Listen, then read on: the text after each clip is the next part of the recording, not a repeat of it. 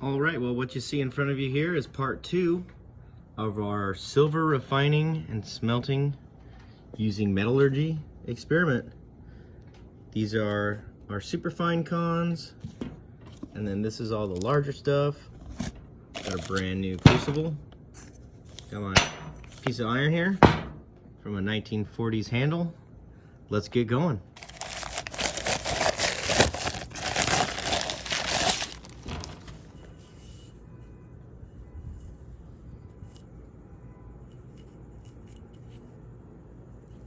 Really? What? This is brand new. Fucking cheap Chinese piece of shit.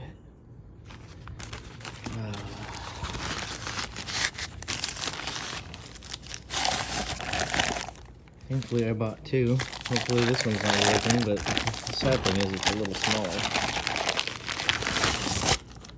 That looks a lot better.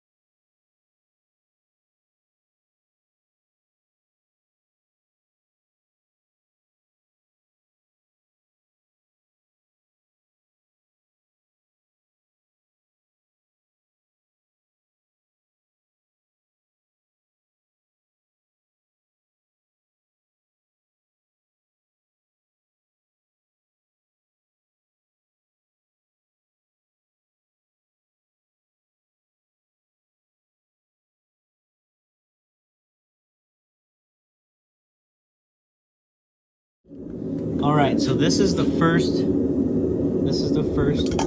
pour.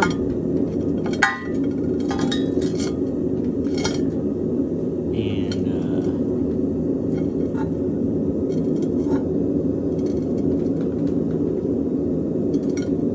let's crack it open and see if we see anything in here.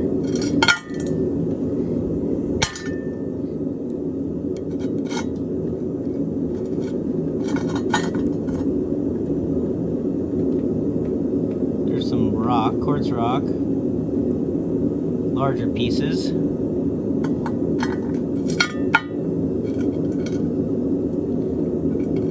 And a few more, but everything else went into slag. I don't see any metal. Actually, there might be a couple little tiny little pieces of metal in here. But nothing like the first round, and that was all the hand concentrates, and this is all the oversized stuff, so maybe there's something right here.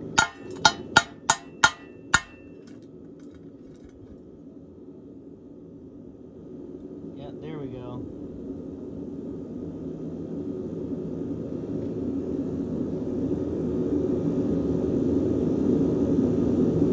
Definitely not as rich as that first batch where we were able to form a button. This is all the sulfides got sucked into the slag here, and then it left some of this oversized rock that didn't get melted down. And this is just purely because of my laziness, and I didn't crush it to powder. It's really what you need to do for these things. So not be surprised if, so the button could still be in here, but I would not be surprised if we're not seeing anything really good out of the rest of this, because we might have panned it all out.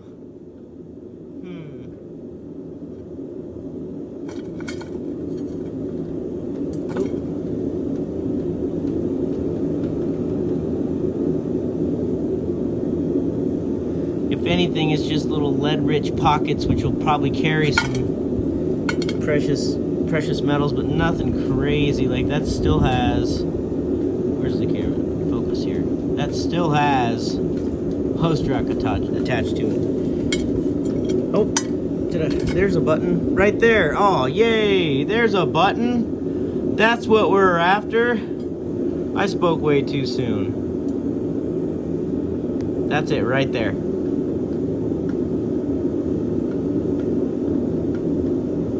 But everything else, like I said, kind of still goes. I mean, this is all larger stuff. All the sulfides pretty much got sucked into the slag, and we have some quartz rock, host rock left over.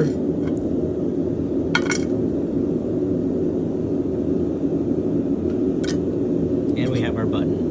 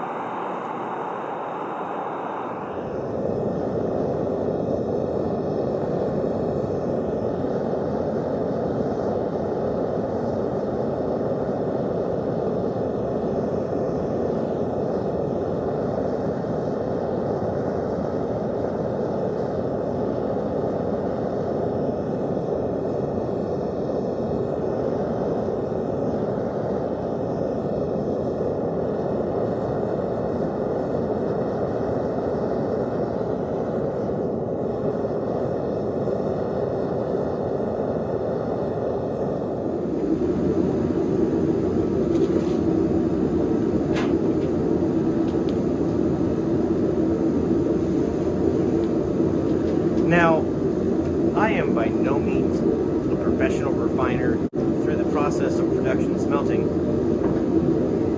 are different techniques, different fluxes, and different things to encounter while smelting, but on a more frequent basis rather than just doing 1 or 2 pours. You know, we're doing 4, all within a couple hours. So, you know, that's a great method to learn a bunch of different stuff all at once. You know, using the same recipes but tweaking them a little bit, running into where you're getting some larger material coming out. The third pour is going to have quite a lot of post rock, I believe. I saw it kind of clump out of there at the end. I had seen it on the second one, but only partial, you know, a little bit of it came out. So the third pour, most of that host rock clumped out, and the crucible was actually empty on this fourth one.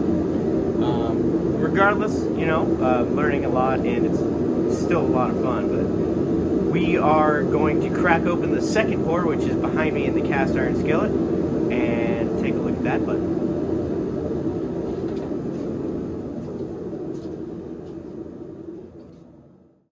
All right, now what we're looking at here are all the smelt castings, I guess you'd call them, where we leached out all the lead and galena and any hopefully precious metals out and made a little amalgam. And I talked about it in the night smelts, how I was trying a couple different fluxes, and you know, we were going crazy there. So we did 6 smelts to create everything here. And what we're gonna do is crush this up into a fine powder and pan for lead. So that's what you'll see next. All right, so there's some buttons that I've already hand picked out, and there's also some more in here, and that's what we're hoping to achieve by crushing and impact milling. All that is recovering all these little buttons here that we've been able to precipitate out of our solutions here, our fluxes, whatever you want to call them. It's not a solution, but it becomes one when it's liquid hot. But that's what we're after right there, and we'll cupel all that afterwards. So let's see it.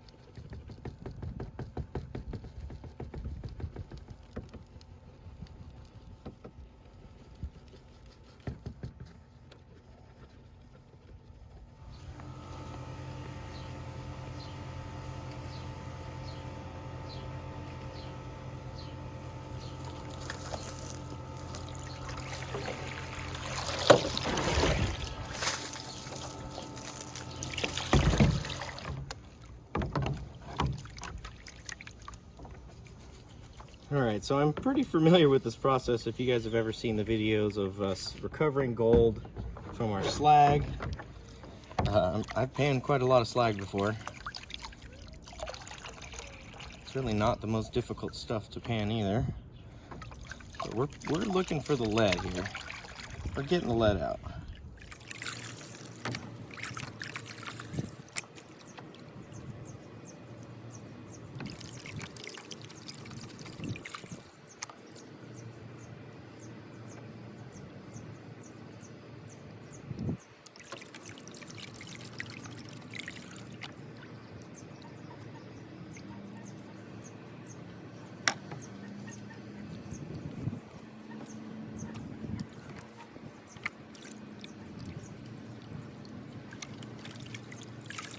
All right, so that is what we're after right there. All those little lead BBs. There might be a couple pieces of silver, I don't know. That could be metal shavings from the crusher. But I'm gonna dry all this out and Cupel it, and we'll see if we can get any little silver button. I told M&M Prospecting Mike, if we get a 1/4 gram out of this sample, you know, it'd be pretty good. But we'll see. I don't know. That's looking like a long shot with how much lead I see here, so let's see. All right, we got all of our material, our little lead BBs in there. We're gonna turn the oven up and let it Cupel. See you guys. We'll see it when it's done. Alrighty, this is the moment of truth. I have not opened it yet. I've not seen if there's even anything in here. So we are all gonna see this together over the internet.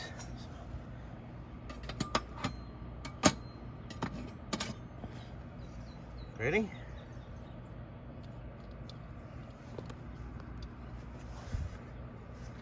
All right, I see not much.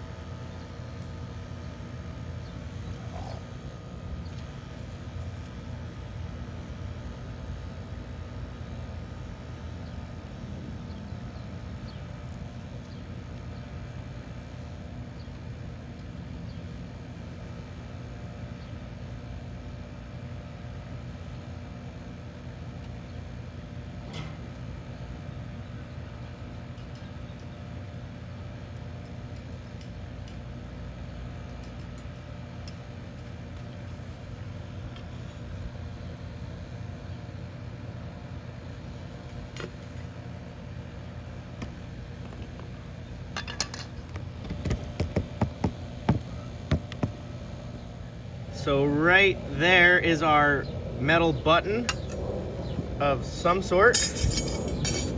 I have no idea what it is.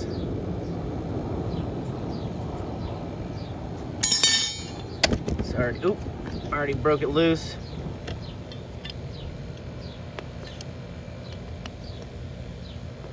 But I don't, it's definitely not pure silver. And it's really paper thin. Right there. Let me quench this real quick and we'll take a look a little bit closer. Okay, so this might be a little bit hard to see, but I have a pan behind it so we can get some contrast. But you got 3 little shiny silvery pieces over there, and then you got this big chunk, but